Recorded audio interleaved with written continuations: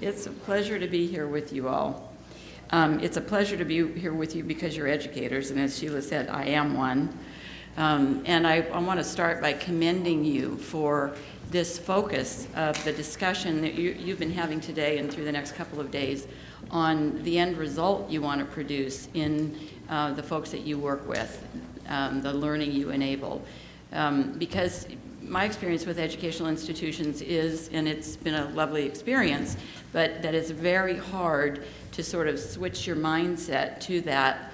What is the sort of outcome we want for the folks in the environment they're going to need to thrive in? It's so easy to stay focused on your own environment because it's so challenging that sometimes it's hard to get in the perspective of the environment they're going to need to function in, that you're preparing them for. So I commend you for thinking about that and talking about that. I'm also going to talk about theory, and it's also nice to be with an audience like this where I can use abstract words that hopefully not see your eyes roll over. So I'm going to talk about a new frame of reference and theoretical construct. There's really a theoretical construct that I want to bring to you, and I hope it will shift your way of seeing things in a very fundamental way. So I'm going to give you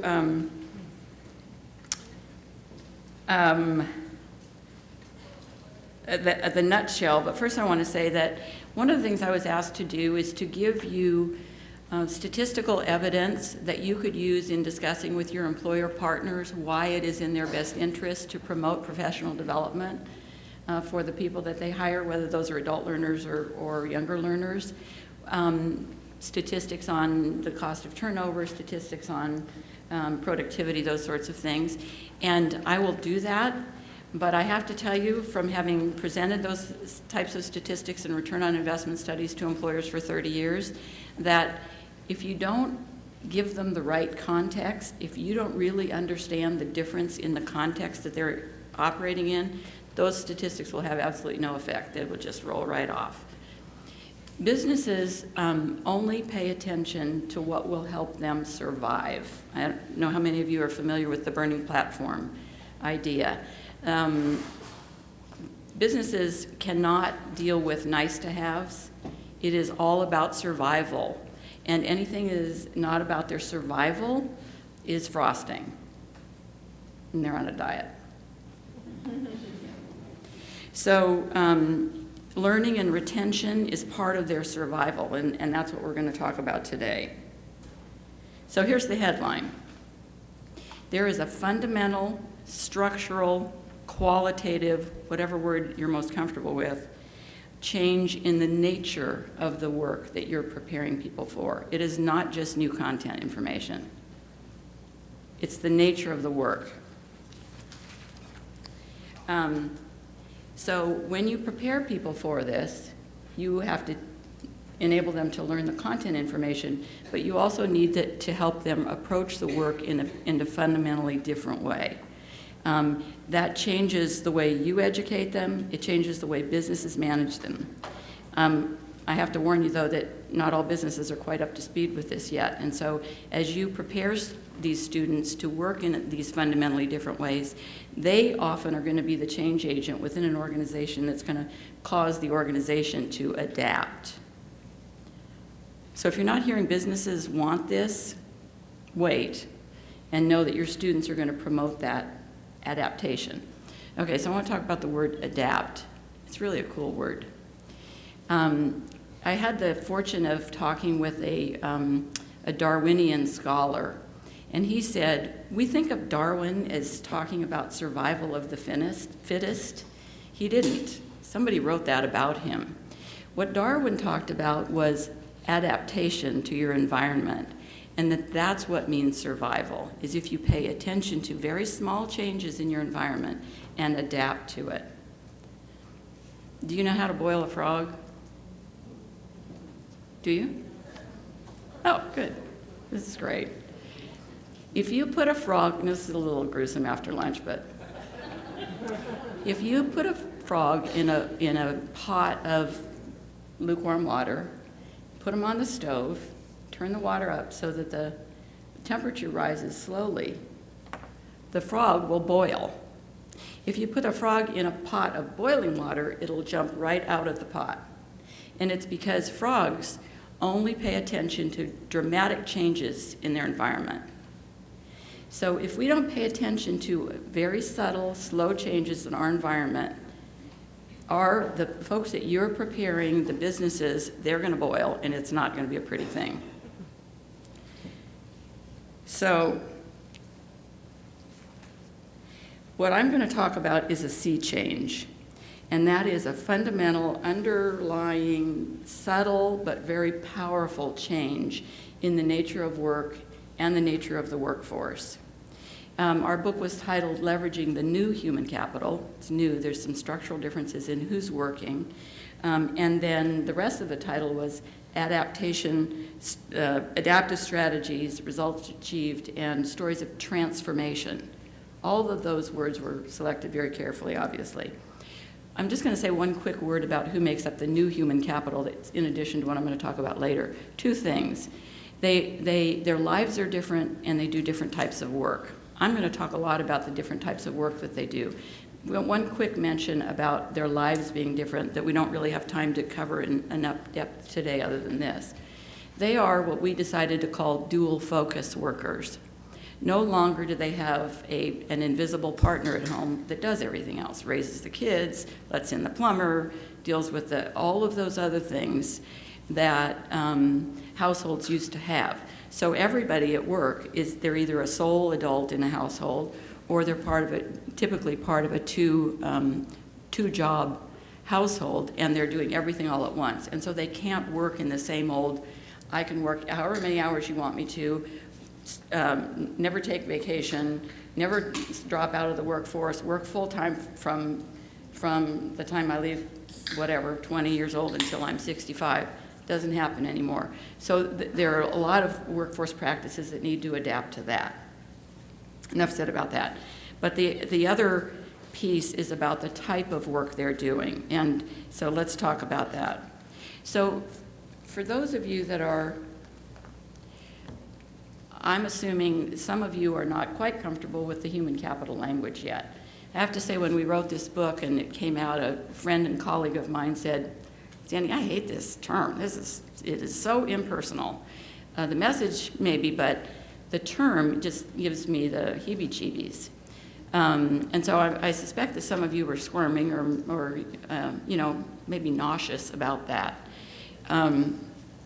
So what I want to say is this term we came up with deliberately because we are reframing the concepts in language that resonates for business so that they will care about the things that we care about.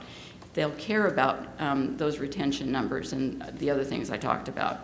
So as Art so eloquently said this morning, he says these are evolutionary changes in the language. And they're not just bumper stickers. There really is something behind this. If you consider something your capital, it's an asset, not a cost. This is what capital is. So I have an old house. I could consider it just a cost, but I consider it an asset because I'm thinking about what it's worth to me down the road. And so I fix the plumbing, I fix the roof, costs me money. I do it because it's going to be more valuable to me down the road. That is an asset mentality. Companies that have an asset mentality with their people, a lot of companies use that buzzword, it sounds pretty, it's really lovely on the values, but if they don't pay attention to protecting the well-being, that was another word Art used this morning, the well-being of their people, they're not operating from an asset mentality. When they have layoffs to save money, that's not an asset mentality. That's a cost mentality. And it used to work, doesn't work anymore. And what we're going to talk about is why. So the sort of theme here is what I had the wonderful opportunity of working at the Peter Drucker School of Management, writing this book when Peter Drucker was still alive. He is amazing. For those of you who don't know, he created the field of management. There was no such thing. When I was there, he was teaching. He was consulting with Argentina. He was writing his 31st book, and I forget what else, and he was 92. Yeah.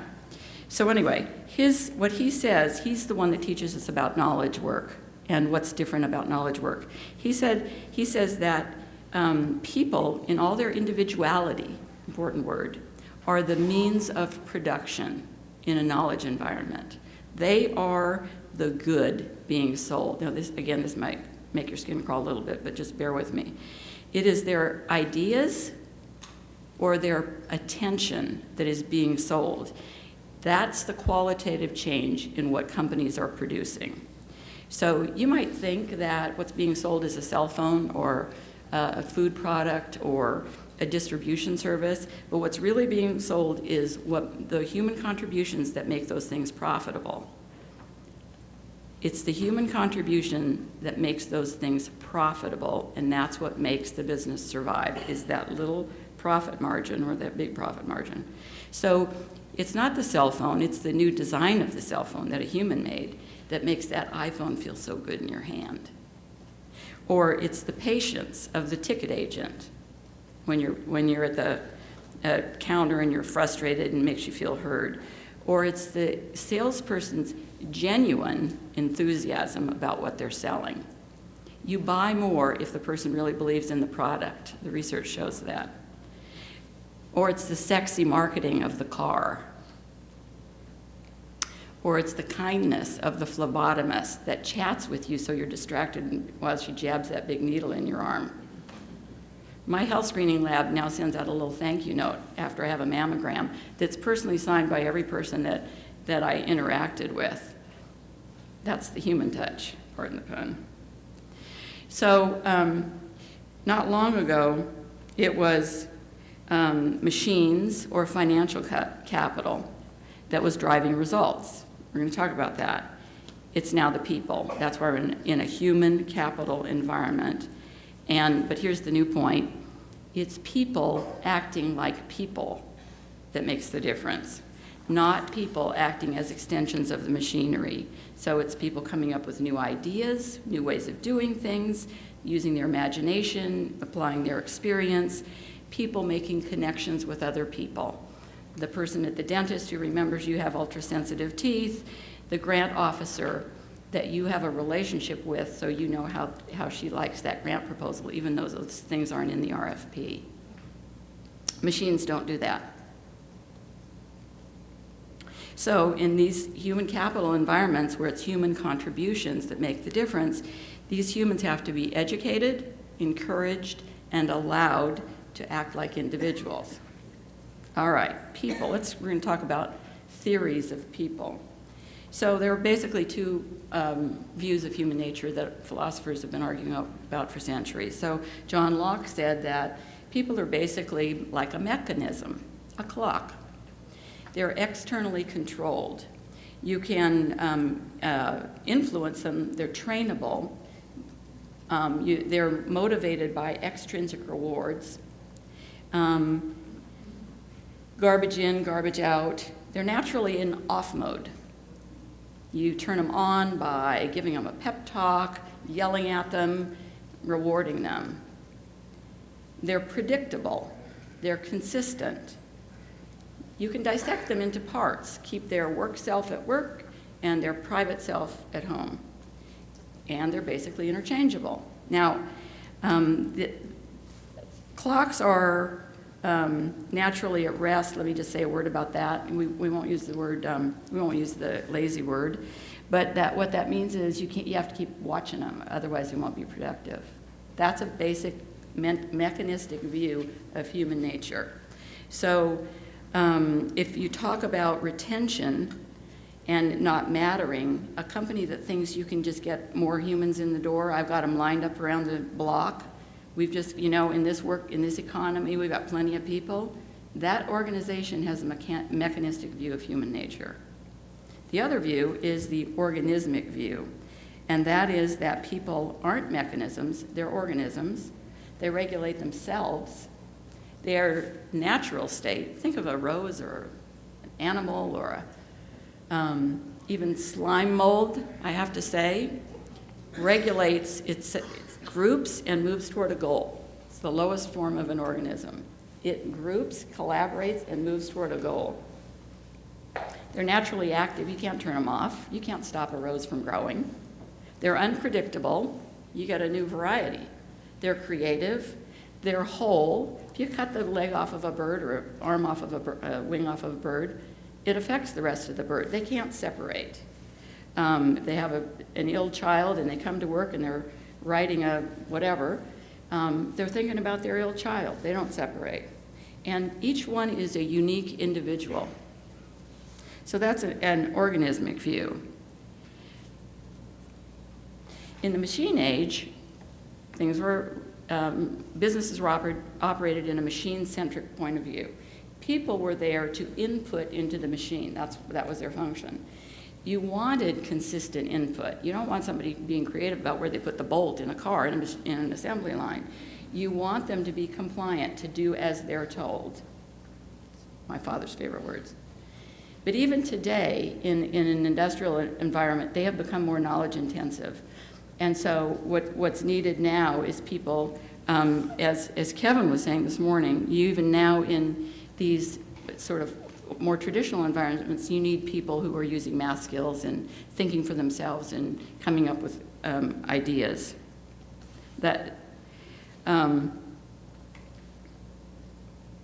So one of the things you might notice here is that in the top, there's a woman at each machine. In the bottom, you almost can't see any people. This is one of your Georgia companies. This is what their floor looks like.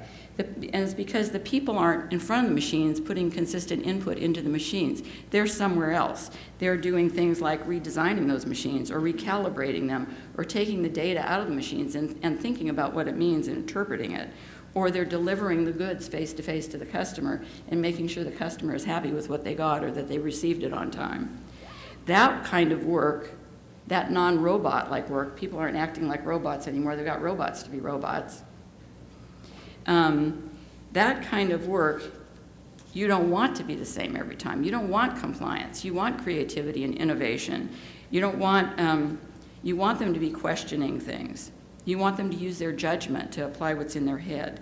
So now, today, because we're not in an industrial economy and even in the manufacturing environments have changed, you want people to behave like organisms, to be self-starters, to be growing, to be learning, to be organizing themselves, to bring their whole selves, the talents that they have from outside of work into their jobs, not to leave their personal selves at home, but to bring all of those skills that they learned from being a great parent, like how to deal with ambiguity, or a great caregiver of their 90-year-old parents, like how to have an other orientation. One of my favorite books I got to read preparing for this book was about an other orientation. This is having in your mind the good of the whole, not just yourself, but how the whole operates, the whole company, the whole team, the other guys, in addition to yourself. But most of all, they need to act like individuals to bring their unique emotions and experience and values and their ability to connect with other people, their creativity to the party. So it is the companies that operate from this point of view that are going to survive and thrive. And it's because people across the board in these companies, not just the top layer, it's a misconception, it's just the top layer are the knowledge workers. Everybody is doing a different kind of work these days. Okay, so let's look at the jobs in Georgia. So these are the new jobs: science, technology, engineering, math, healthcare, more jobs in high-tech, trade, transportation, natural resources. 60% require education after high school. They need a new set of skills, higher order thinking skills, and also a different way of approaching work. What's different about knowledge and service work? First of all, it is 85% of the jobs, and as I said before, manufacturing jobs are also more knowledge and relationship intensive. Knowledge, we're going to talk about knowledge and what it is in a second, but it is about developing knowledge and sharing it, and it requires formal training. Service is about giving attention or producing something intangible, as the Economist calls it, something that can't be dropped on your foot. You're producing something that can't be dropped on your foot. It's consumed at the time it's delivered. It provides value to its customer in an intangible form, in improved health, comfort, convenience, or entertainment. Now hold that thought. It has to deliver value in improved health, comfort, convenience, or entertainment. So, service workers, they are the, as Drucker calls them, the instrument of action. They are the ones, they are the good. They are the face of the organization. They're often the only ones the employer will interact with. So they're dealing with, they're giving attention and they're dealing with the emotions of the customer. So they need to be able to handle emotions. They deliver a package and the person is unhappy because it was late, or they check in with a patient in a healthcare facility, and they need to be aware that that patient might be very anxious about the test that they're about to have. Or they're a utility, that he or she is a utility worker, and they're going to have to tear up somebody's yard to fix a pipe. I heard this example from a utility company executive who said, if that person is able to communicate with that residential homeowner in an empathetic way, they probably save us a lawsuit. So it isn't just about building the pipe, it's also about relating to that person. So their state, the employee's state, and their ability to manage their own state is very important. So their energy, whether they're exhausted or bored or tired, their emotion, their health, their attitude, whether they really are engaged by what they do, affects what they're delivering. Apple didn't pay me to say this, but I'm going to talk about Apple. I became an Apple customer about a year ago. I bought an iMac. And with an iMac, which costs $1,000 more than the other computer of sort of the same size, you pay $99 for a service contract. Now this is the flip of what a lot of companies do. You pay less for the product, but they make their money on the service contract, which you don't ever use because it's so hard to use. Apple does the reverse.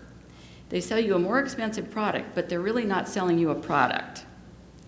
They're selling you the ability to have computing that's easy, convenient, remember those things? Easy, convenient, makes your life better. And they do that with their tech support folks. Their tech support folks are empowered to actually solve your problem. They will stay on the phone with you. First of all, you don't have to go through the phone tree. That makes me totally crazy. 15, you know this, and you go to here, and then enter in your this, and go to, you know, and then hang up on you, and then you have to go through the whole thing again. Like 2 clicks, and you get through to the person, a human being, in like less than a minute. They stay on the line with you until they've finished solving your problem. They can exercise their judgment about how to fix it. They get it done, and then they say, call us back anytime. Anything else I can do for you? They are given the authority and the responsibility to solve your problem.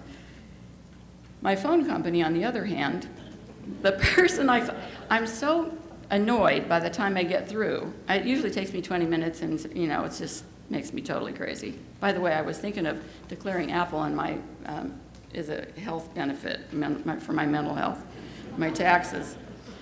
By the time I get through with my phone carrier, who will remain anonymous, and they haven't solved my problem, they read the same script every time. Everybody reads the same. See somebody nodding over here. They read exactly the same script. Is there anything else I can help you with? And I want to say, well, you didn't help me with this.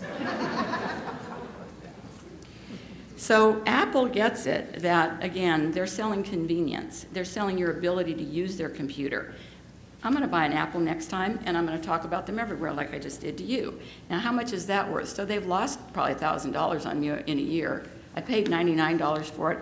I've called them 10 or 15 times.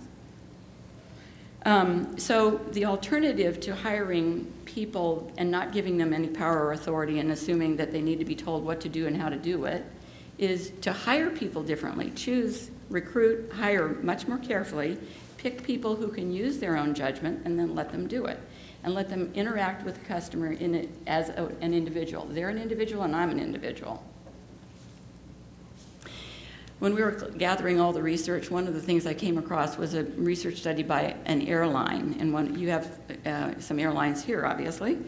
One of these airlines had studied teased out the data and found that, they care a lot about whether people think the plane left on, their plane leaving on time record, I should say. What they discovered is the plane, when people thought the plane left on time, wasn't dependent on whether the plane left on time. It was dependent on whether they had a nice interaction with the gate agent. So there you go. So service workers need meta skills like really listening, not just acting like they're listening, but really listening and understanding. That's one of those skills that you get from being a good parent or a good family member is you really want to understand what is the deal with this person. I'm going to live with them for the next however many years. I really want to understand their point of view. That's a meta skill. Empathizing, actually caring, and building and maintaining a relationship. So that's meta skills.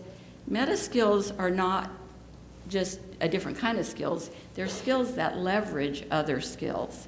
So you've got a great accountant, but if he or she can't talk to people in the other department and help them understand the numbers and is really, annoyed with them all the time, then that other department isn't going to look to them for data.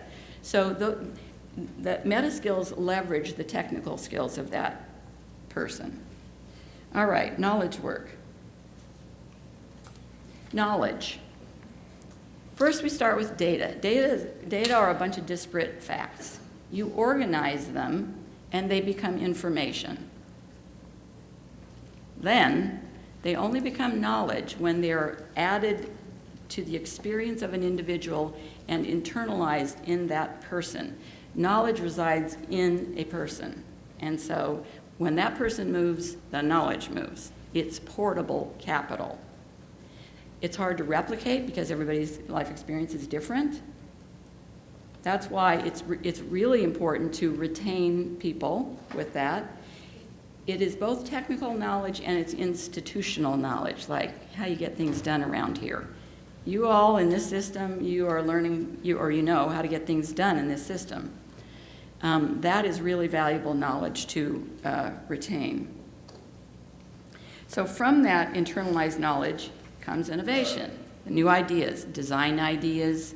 The woman, and this is kind of a combination point, there was a mother engineer at Ford that was the one that came up with the idea for the beeper that in the back of the van that beeps when there's something behind you, like a small child that you didn't know was there. That was a mother engineer. There's a bank that I'm going to talk about in a minute that had a group of the loan processing department where the engineers came up with a new process idea based on their experience. They knew they had this heavy workload at the beginning of the month when all the loans were being processed, and the bank was faced with having to hire more people at the beginning of the month. They said, let's reorganize the work schedule. We'll all work longer hours at the beginning of the month. We'll get it all done. It'll get done faster with the existing number of employees, and then we'll arrange to take the time off we need for doctor's appointments and our personal stuff later in the month. You win, we win. Process idea. It came from the personal experience of those whole people that work. So what knowledge workers are both high knowledge workers, the folks that you think of as surgeons or professors or scientists, physicians, those are high knowledge workers. We've always had those. The real deal is now we have what Peter Drucker calls knowledge technologists, and that is becoming the fastest growing employment group. And those are people who also have to apply theoretical knowledge, but they are folks like radiology techs and dietitians and IT support. What's different about a knowledge worker is, because knowledge is internalized, they own the means of production. It's theirs. That's why they're harder to retain, because they can take it on the road. But that's why it's more valuable for a company to retain them. That's why they see themselves as equals, They don't see themselves as subordinates. In fact, they work like volunteers.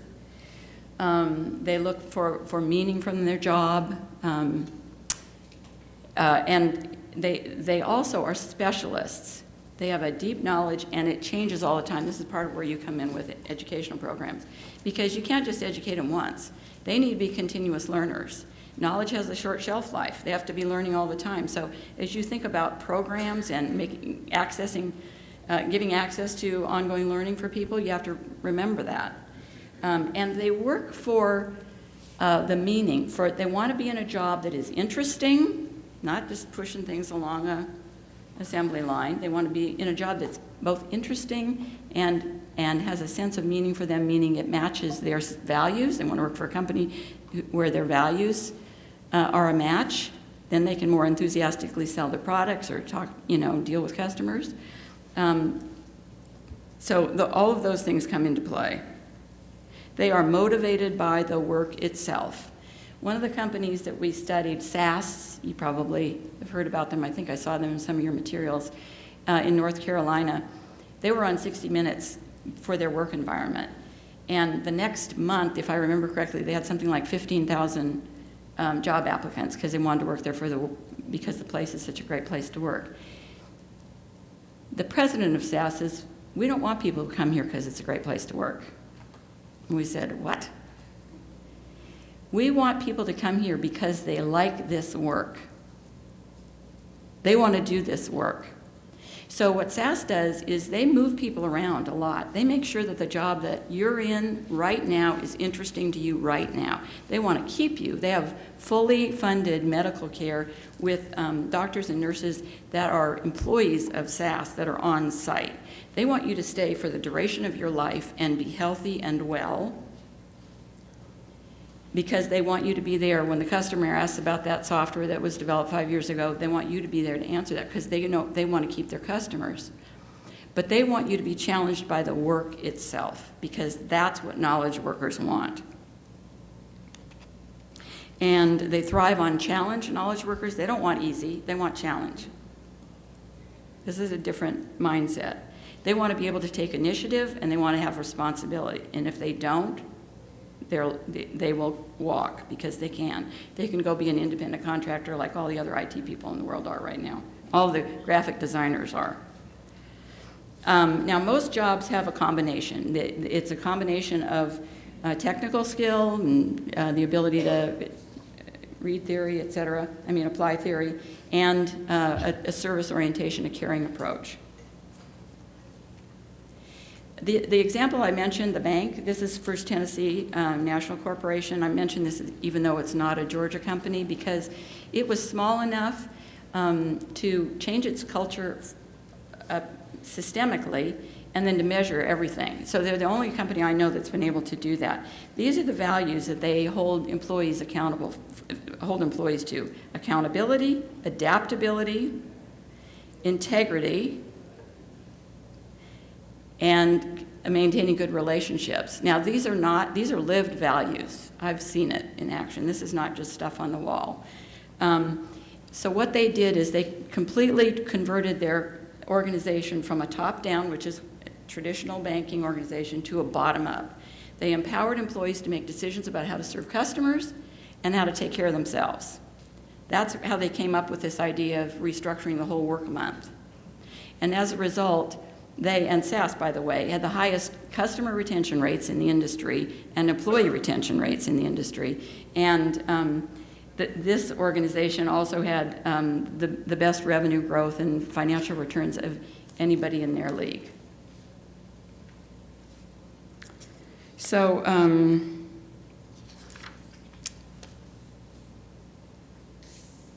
this is the human capital attitude and behaviors that you as educators then need to pay attention to prepare people for. These are meta skills. This is a way of operating from a human capital perspective, meaning they're an asset, they're not a cost. You need to pay attention to their well-being. You need to enable them to really act like an organism. And that means you need to prepare them to take charge of their own learning, ultimately to be prepared to redesign their jobs. to be really engaged, not just go through the motions of doing the work, to assume responsibility for results, not just, I did all those things, here's the list of activities, but I got the result. And if they didn't get the result, to be responsible for redesigning whatever they did so that they can get the result next time.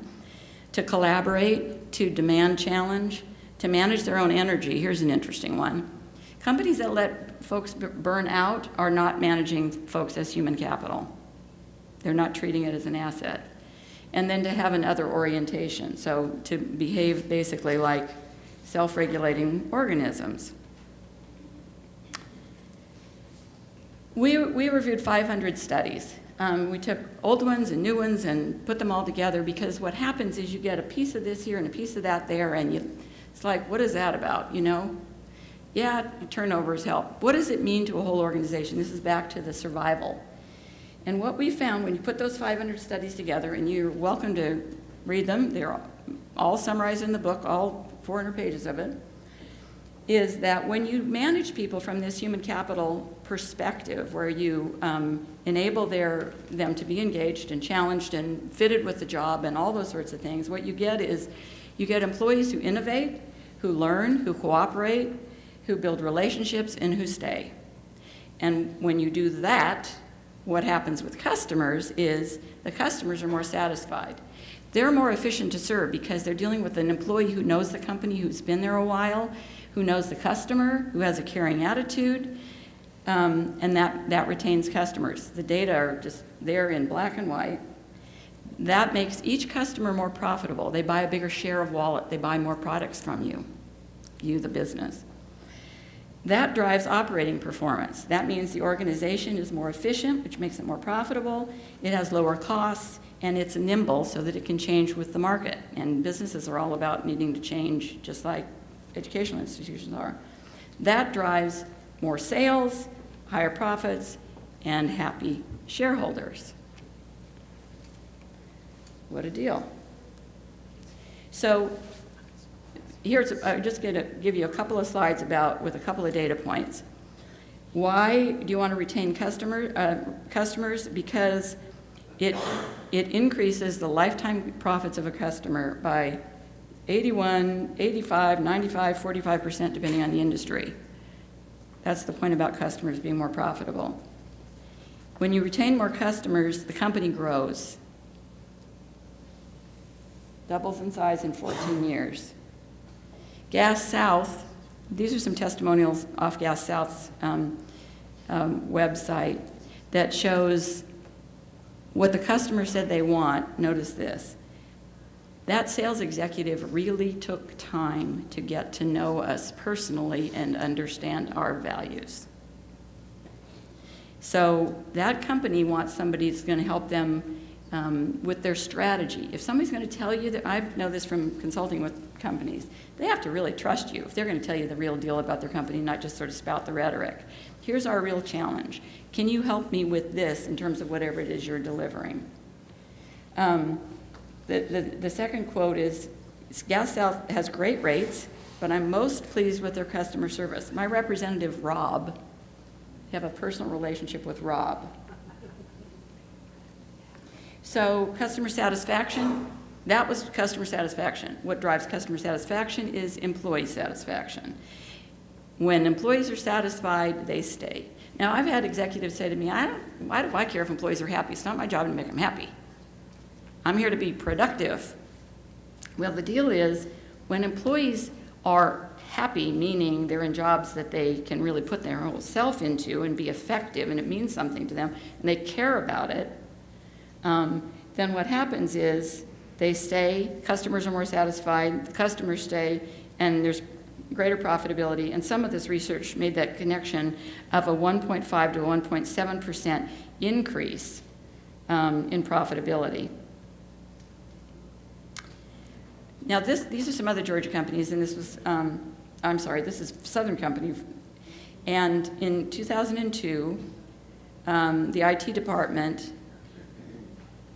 this is about what makes employees stay. There was their turnover was 5%, which is amazing in the IT world.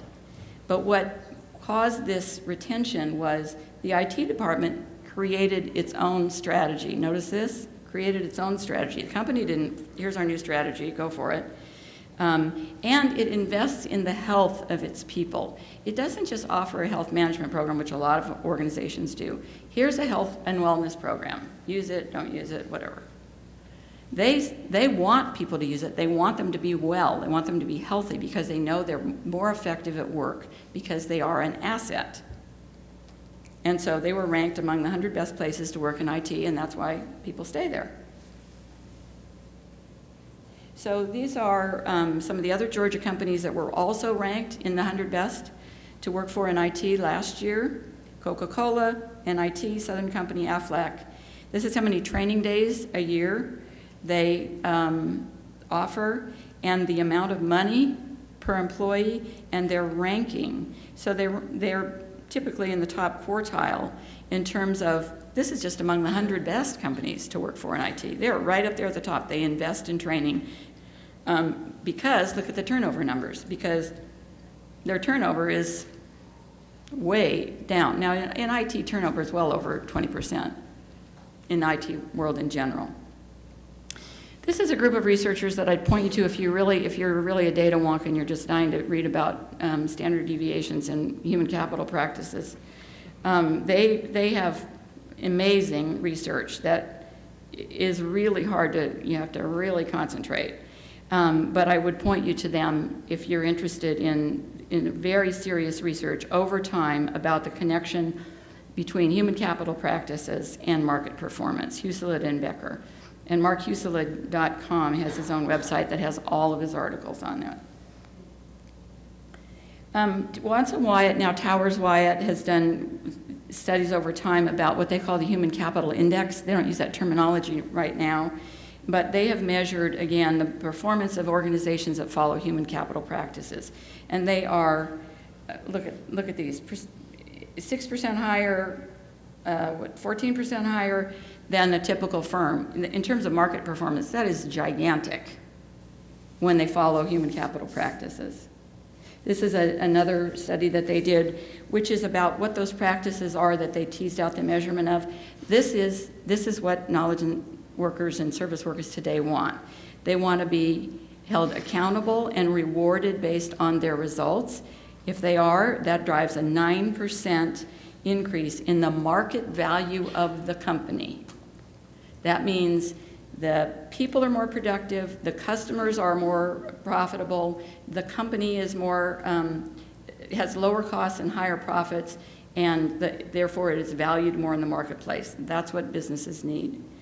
Recruitment quality, that means picking the right people. As Jim Collins says, getting the right people on the bus and making sure they're in the right seats. And a collegial, flexible workplace. That's a workplace that allows flexibility for individuals, there's that word again, and where people can collaborate.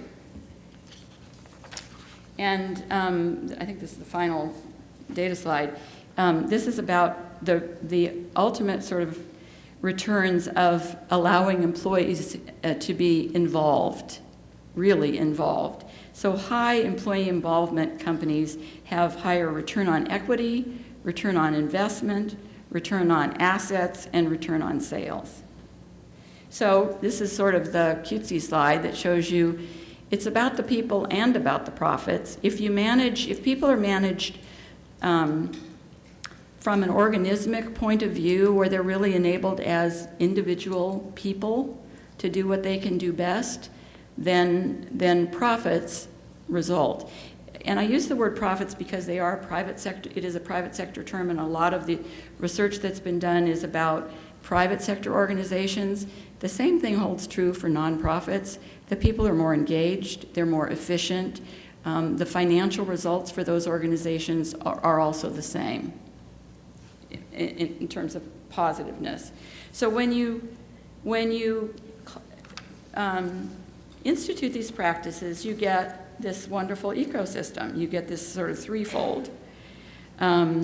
If you prepare people so that they can work from a human capital framework, you will help the businesses be more efficient and profitable and productive and stable.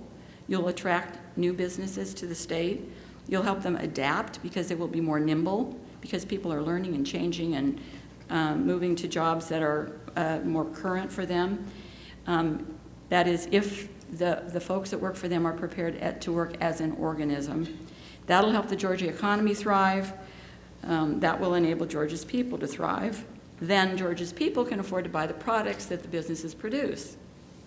So in a human capital world, what's good for the business is good for the people, is good for the economy, is good for the business. So I just want to close with what Art said this morning that was so eloquent, connecting the destiny of this country to scholarship. Wow. Thank you.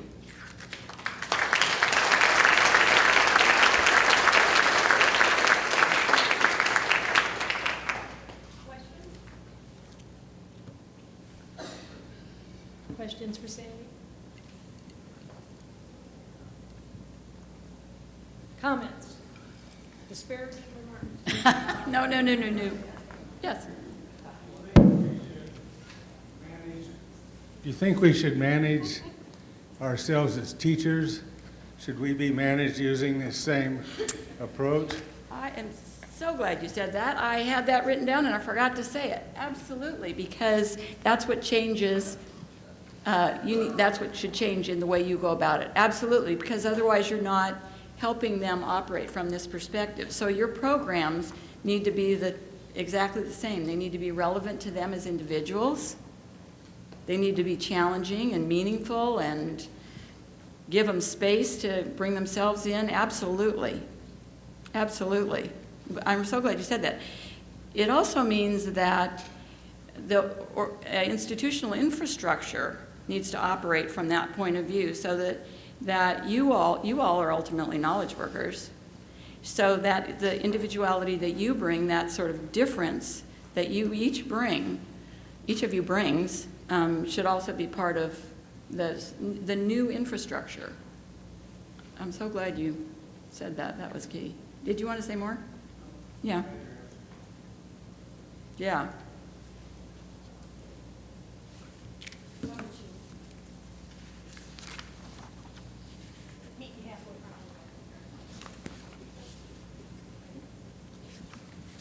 I just had a question as far as, from your perspective, the evolution of business and industry, because a lot of times when I look at articles about young people, when I listen to business and industry, it seems to be like a disconnect that may be generational. We hear a lot of complaints about they're always on their phone, they're underprepared, and I know when I felt like I transitioned to the workforce, I felt like employers expected certain skills, but they were willing to train, and it seemed like they're not willing to train. It, when I hear a lot, it just seems like they have a lot less tolerance for this generation. So as we work in higher ed and we're trying to prepare them, it just seemed like a lot of employers are not as willing to train, and they don't have as much tolerance. And it may be because of technology and a generation gap, but what do you think about how to reconcile that? Don't give up the mic yet. Let me make sure I'm understanding your point and question, which is a great one. You said younger workers are expecting flexibility, which the businesses may not have tolerance for. That was one thing, right? Yes. Yeah, and you're talking in general about business tolerance for this, right? Is that what you're saying? Yeah, and I would even use the word respect too. It just seemed like sometimes to me that the younger generation is just not respected, you know. Like when you talk about valuing employees, a lot of times I hear a lot of complaining like this is how they're different than how we are, and it's just unacceptable. And then it seemed like a lot of meat in the middle for where they are at this point. Well, let me comment on a couple of things and then tell me if I didn't quite nail what you're talking about. First of all, the notion of younger workers expecting to work differently is so true. You're welcome to sit down if I don't make you stand up the whole time, if you want to. But actually, a lot of workers are expecting to work differently. They know that I was a knowledge worker in doing this project. I got a lot more done by sitting at home in front of my computer than I would have around a bunch of other people. And so I expected to work at home. Now, the university said, great, because we don't have space. So it's interesting because that point about the tolerance is that early point I made about a lot of businesses aren't ready for this yet. They're not there yet. And the younger people are going to help push it, I believe. Because if you want to get, whether they're young or old, if they've got the skills you want, and they're a person whose job could be done remotely, and you're going to lose them if you don't do that, or they might want a half-time job. They've just adopted a child, or they've got a wife that's got a severe illness that they need to take care of, and you either lose them or let them work half-time for 2 years while they deal with that. When a company is faced with somebody like that that's really valuable, they change. So I agree with you that they're not, a lot of organizations aren't there yet. I think younger people are going to help move the needle because they're saying, tough, I'll go work somewhere else. I'll take my football and go work somewhere else because I can. And so that's about building the skills so they really can do that. That's for you as educators. Did I come anywhere near addressing what you were talking about? Yeah. Sandy, I think about how do we help our graduates write a resume that highlights them as human capital and those meta skills. What are the pieces that our graduates, we know we've educated them properly. We believe that deeply. But how do we make sure that rather than selling their technical expertise, they are at the same time selling their knowledge and contribution? I think it was Kevin this morning that said, I don't care, I want somebody that can jump in and do the job. So one of the things, first of all, a resume should focus on, in my humble opinion, should focus on what results the person got. So maybe they led a project, they might have been a graduate student or a student, and they led a project and it achieved X. Instead of I've taken X courses, it's I've achieved X. I improved the results for my whatever. I was in charge of this project and here's what it did. That's what businesses are looking for. It's all about getting results. It's not about activities. It's what you achieve. So it's focusing on those things. It is also about that sort of willingness to take charge, be responsible, because businesses used to have these huge bureaucracies that, you go through the layers. And I think a lot of educational institutions have more layers than businesses do now. They haven't made that switch as fast. Businesses, they can't afford that, and so they flatten and they push decisions down. So it's forced them to empower people to sort of take something and be in charge of it. So if somebody's been in charge of something and they got results, that's what I'd focus on the resume. The meta skills piece, I want to mention this book. It's by Joyce Fletcher, and it's called Disappearing Acts. And this is to the point that we are still struggling with ways of talking about this. That's why the nomenclature of human capital is still kind of itchy for people.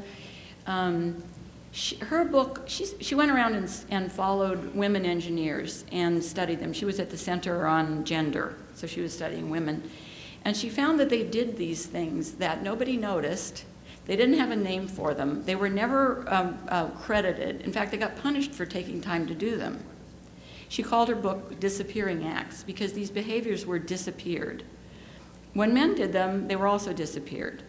They were things like, I can see there's a little tension between the three of you guys and you have to work together, but I'm going to get in there and diffuse the tension. First of all, I'm recognizing it. I'm going to diffuse it and get this team to work together better. That's really powerful in a team environment, which is what we've got now. But there's no word for that, and it takes my time. I don't get any credit for it. And so we need words for these things, and we need to recognize them. What happened was, largely because they were women, she thought, they were considered personality traits. She's nice. She's just a nice person. She makes everybody feel better, when it was really a sophisticated skill and she had learned it at home, but it made the workplace work better. And so, Mary Ellen, I think I would say we're not there yet. I mean, even the word meta skills, I offer that to you as a concept, but I think it needs, you know, the education community can help move these ideas forward. Take the guts of the idea and come up with terminology that works in both environments, the education and the corporate environment, and value these behaviors that are human. And to follow up on that and to add to what Mary Ellen asked, I talked to Kevin, myself, and a couple other people right after the morning meeting, and he indicated very strongly that business is willing to put education dollars into their employees to make them compatible with the business. What they're not so ready to put money into is the skills that should come inherent with the employee.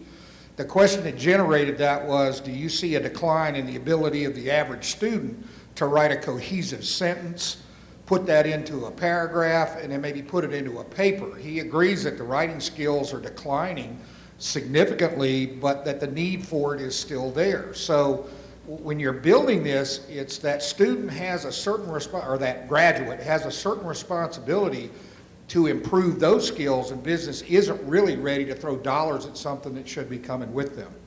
And the resume, whoever asked that, the resume ties straight into that. One of the principal screens is, can you write a coherent resume, or are your emails coherent? And if they're not, that's your first screen to the circular file.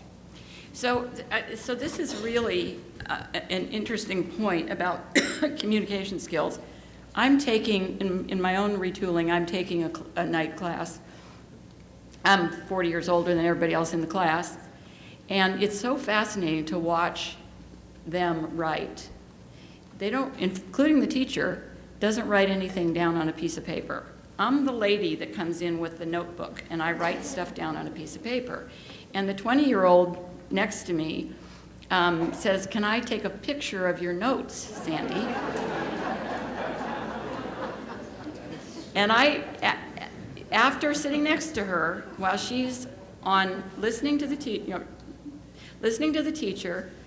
looking at Facebook, she's on Skype with her boyfriend, who's in Thailand, who's working as a computer programmer, while she's talking to him on Facebook, listening to the teacher, and then expects to copy my notes.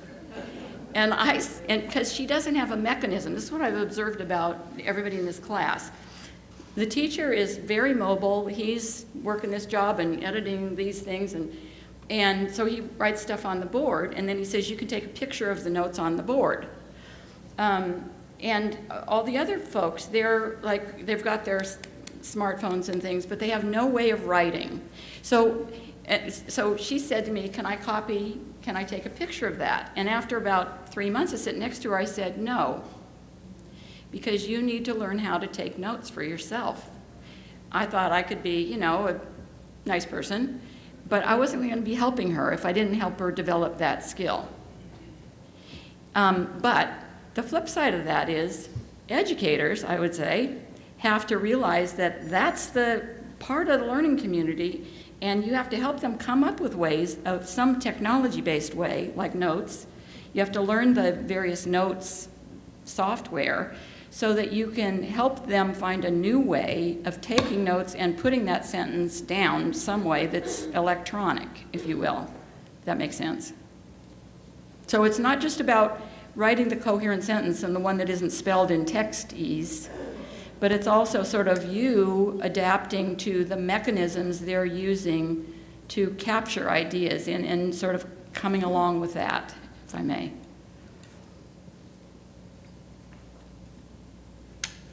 So we're all learning together. Perhaps we need to teach texting as a second language. I'm serious. Well, I also would hope that you all would teach, whoever teaches communication, that you teach email communication, because it's not face-to-face, and you have no visual cues, and you read stuff into it that's not in there. It really is a whole different, I mean, it's besides not just capitalizing everything because you feel like you're yelled at, it's like really, there should be a whole, maybe there is in one of your organizations, a whole thing on email communication styles.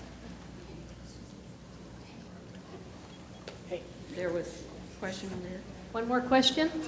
Or do we let Sandy off the hook? Thank you. Thank you, Sandy. You're welcome.